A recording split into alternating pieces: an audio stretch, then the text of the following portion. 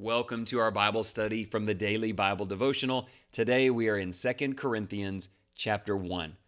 Paul begins his second letter to the Corinthians by praising God as the source of all comfort during times of affliction. He shares his own sufferings, explaining that trials teach reliance on God rather than on oneself. Paul assures the Corinthians that just as they participate in suffering, they will also receive God's comfort. He recalls a life-threatening experience in Asia where he, quote, despaired of life, but was delivered through God's power.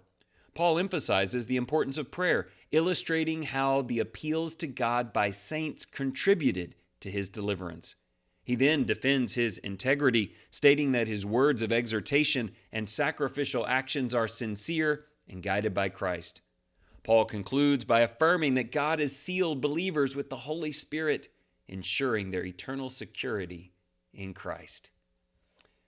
Our God is the Father of mercies and the God of all comfort. He cares for his children and feels for those enduring trials and losses.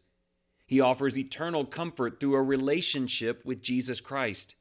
God also provides comfort through his power to improve circumstances over time, as well as through the support and love of fellow believers. We can face all trials with confidence if we trust in God's abiding grace and the power of prayer to seek his mercy and assistance. To cultivate true hope, Paul taught the people about the loving Father, the reigning Son, Jesus Christ, and the Holy Spirit within us. This remains the most essential and transformative message we can share with others. We would do well in all circumstances to talk more about the power of the Father, Son, and Spirit to sustain us, not our own. Let's look at 3 questions together from the chapter today. Number 1, what does it mean to say your Father is the God of all comforts? How does he help you maintain confidence and peace in times of affliction? It's one thing to say that that's what he is, but experientially, what does that mean for you? What does it mean for him to be your comforter? Question 2, how does suffering teach you to rely on God over yourself? Is that a valuable process? And how does that affect your view of trials? I don't know anyone who gets excited about welcoming trials into their lives, but do you see the value of it? Has it been helpful to you in your faith? Question 3, Paul states God always comes through on his promises. What are some of those promises that fill you with hope in all circumstances? Where has God come through?